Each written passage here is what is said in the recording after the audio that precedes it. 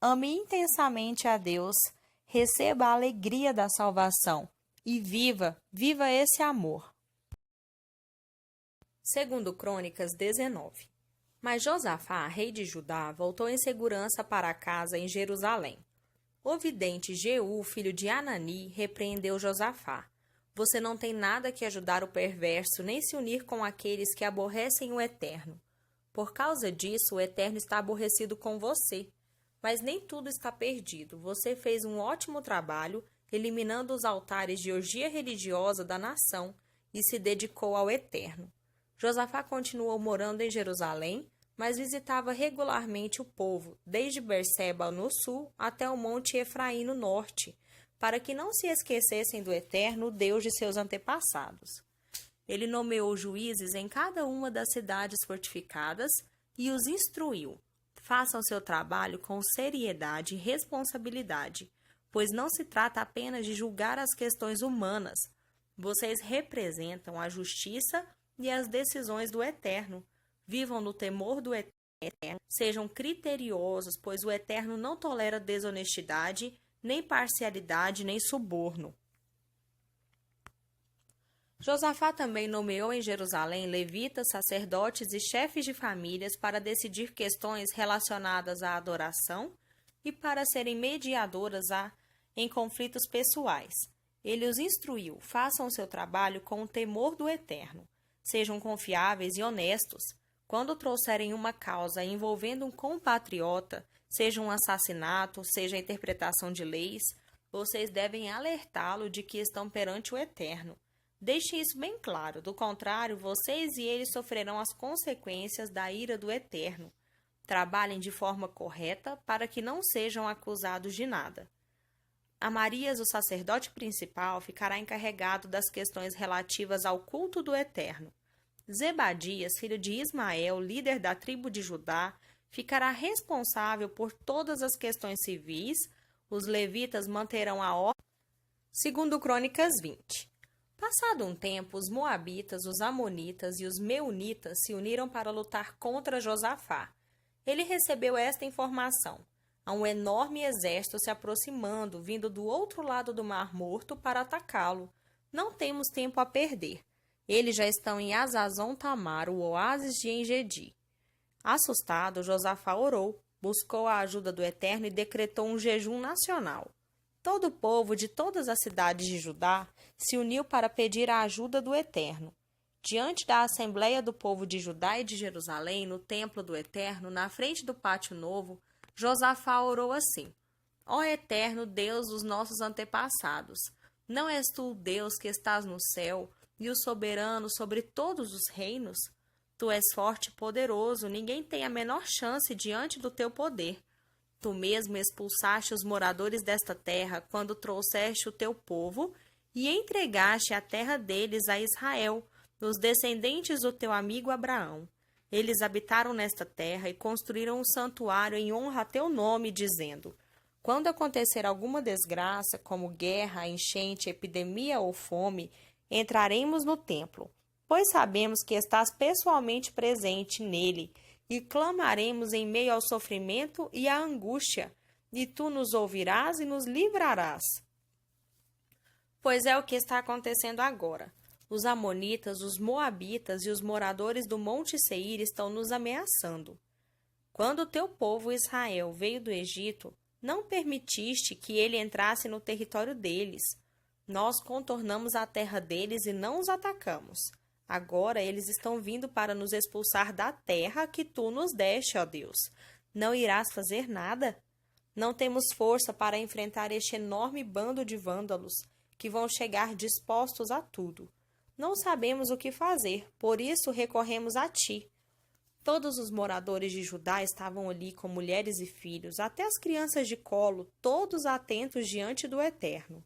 Então, Jaaziel, filho de Zacarias, filho de Benaia, filho de Matanias, levita da descendência de Asaf, movido pelo Espírito do Eterno, falou à congregação: Ouçam todos vocês de Judá, todos os moradores de Jerusalém, e você, rei Josafá. Assim diz o Eterno: não fiquem com medo, Não se preocupem com esses vândalos, esta guerra é de Deus, não de vocês. Amanhã vocês irão atrás deles que já estão subindo a encosta de Ziz. Vocês os encontrarão no fim do vale, nas proximidades do deserto de Jeruel, mas nem terão o trabalho de erguer as mãos para lutar. Apenas fiquem ali, parados, ó Judá, ó Jerusalém. Vocês verão o livramento do Eterno. Não tenham medo, nem desanimem. Saiam para enfrentá-los amanhã. O Eterno estará com vocês. Então Josafá se ajoelhou e prostrou-se com o rosto em terra. Todos os moradores de Judá e de Jerusalém também se prostraram e adoraram ao Eterno. Os levitas, tanto os coatitas quanto os coreitas, ficaram de pé para louvar ao Eterno, Deus de Israel, um louvor cantado em voz alta. No dia seguinte, todos se levantaram cedo, preparados para marchar até o deserto de Tecoa. Na hora de sair, Josafá pôs-se de pé e disse: Ouçam Judá e Jerusalém, prestem atenção no que vou dizer. Confiem no Eterno, seu Deus, e não serão derrotados. Acreditem também em seus profetas e terão vitória. Depois de conversar com o povo, Josafá formou um coro para louvar ao Eterno. Com vestimentas litúrgicas, eles marchavam à frente das tropas cantando: Deem graças ao Eterno, seu amor leal não tem fim. Assim que começaram a cantar louvores, o Eterno armou uma emboscada contra os amonitas, os moabitas e os moradores do monte Seir, que tinham vindo atacar Judá. E eles foram todos derrotados. Os amonitas e os moabitas atacaram por engano os moradores do monte Seir e os massacraram. Depois, na confusão, atacaram uns aos outros, matando-se a si mesmos. Quando Judá subiu a colina para observar os vândalos no deserto, viram cadáveres espalhados por toda a parte. Não havia um único sobrevivente. Josafá e o povo foram saquear os cadáveres e encontraram mais coisas do que conseguiam carregar: equipamentos, roupas e objetos de valor. Eles levaram 3 dias para recolher tudo. No 4º dia, reuniram-se no Vale da Bênção, Beraca, e louvaram ao Eterno. Por isso, o lugar recebeu o nome de Vale da Bênção. Em seguida, Josafá levou todos os homens de Judá de volta para Jerusalém, numa grande festa, pois estavam todos alegres. O Eterno tinha concedido uma vitória espetacular sobre os inimigos. Assim que entraram em Jerusalém, foram ao templo do Eterno, ao som de toda espécie de instrumentos. Quando os povos vizinhos souberam que o Eterno tinha derrotado os inimigos de Israel, ficaram aterrorizados. Durante o restante do reinado de Josafá, não se ouviu mais falar deles, e a nação viveu em paz. Assim foi o reinado de Josafá. Ele tinha 35 anos de idade quando começou a reinar e reinou em Jerusalém durante 25 anos. Sua mãe se chamava Azuba e era filha de Sili. Ele seguiu os passos de seu pai Asa sem se desviar e agradou ao Eterno. Contudo, não eliminou os altares ligados às orgias religiosas. O povo também não se dedicou inteiramente ao Deus de seus antepassados. O restante da vida de Josafá, desde a infância até a velhice, está tudo registrado nas memórias de Jeú, filho de Anani, que foram incluídas nas crônicas dos reis de Israel.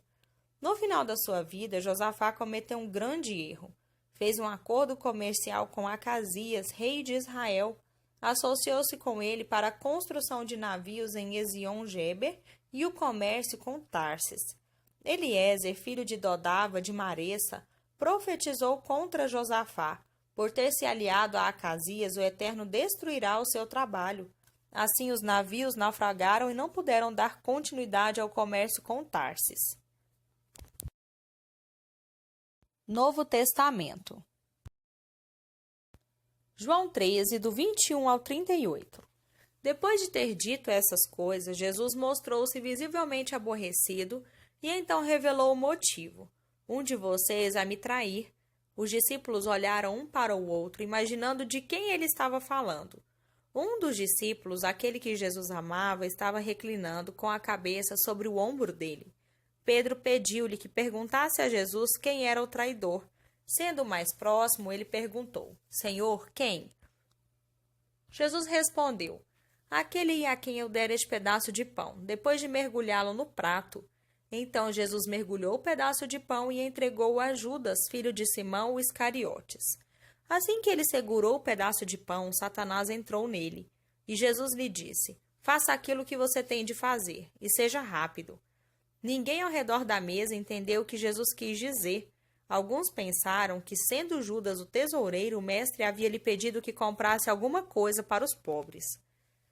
E sem soltar o pedaço de pão, Judas retirou-se, e era noite. Depois que ele saiu, Jesus declarou: Agora o Filho do Homem é visto pelo que é, e Deus é visto pelo que é nele. Quando Deus é visto nele, a glória de Deus se torna visível. Ao glorificá-lo, ele mesmo é glorificado. A glória está em toda a parte. Filhos, vou ficar com vocês apenas mais um pouco. Vocês irão me procurar, mas como falei aos judeus, agora digo a vocês: para onde eu vou, vocês não podem ir. Deixe-me dar a vocês um novo mandamento. Amem uns aos outros, assim como amei vocês, amem uns aos outros. Desta maneira, todos irão reconhecer que vocês são meus discípulos, quando eles virem o amor que vocês têm uns pelos outros. Simão perguntou: Senhor, para onde é que o Senhor vai? Jesus respondeu: Você não pode ir comigo agora. Fará isso mais tarde. Senhor, insistiu Pedro, por que não posso segui-lo agora? Eu daria a minha vida pelo Senhor. É mesmo? Você daria sua vida por mim? A verdade é que antes que o galo cante, você vai me negar 3 vezes.